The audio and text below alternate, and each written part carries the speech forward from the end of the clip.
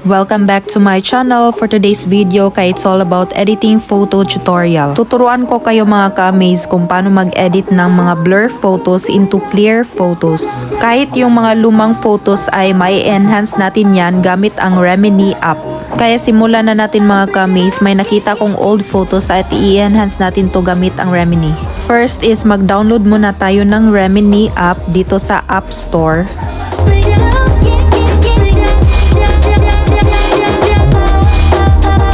So dito ite-type natin yung Remini dito sa search bar.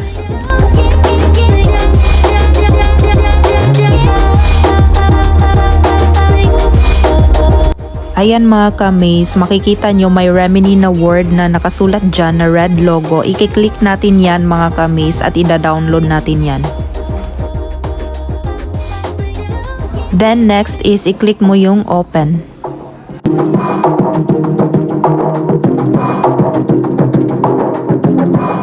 Pag na-open na siya mga ka-amaze, may nakasulat dyan na ask app not to track or allow. Click natin yung allow. Then click get started.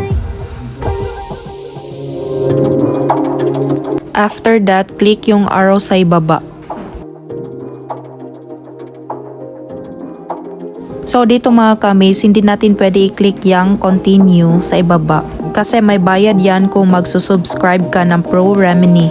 Ang i-click lang natin dito ay yung may arrow na pa-slide sa itaas.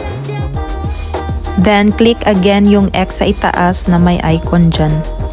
So dito as you can see may nakasulat dyan na give access to photos. I-click natin yan mga ka-amaze. Pagkatapos ay may tatlong choices dyan. Ang i-click natin ay yung allow access to all photos. And then click allow. So ayan, pwede na tayo mag-start editing photos. As you can see, may tatlong old photos ako dyan before na sobrang blur. Kaya naisipan kong i-edit siya into clearer photo. First kong i-edit ay yung picture ko nung kid pa ako mga ka-amaze. Grabe, ang cute ko talaga. At i-click natin yung enhance. So naglo-loading pa siya. Wait lang tayo until makita natin yung result. O ayan na, ito na yung before and after. Then slide natin yung arrow pa left side para mas ma-focus natin yung result ng photo.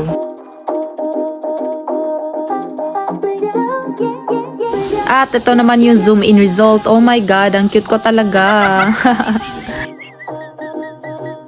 So isi-save na natin siya mga ka-amaze. I-click natin yung arrow down sa itaas. Then dito, i-click natin yung X sa itaas dahil di naman tayo magsusubscribe ng Pro Remini.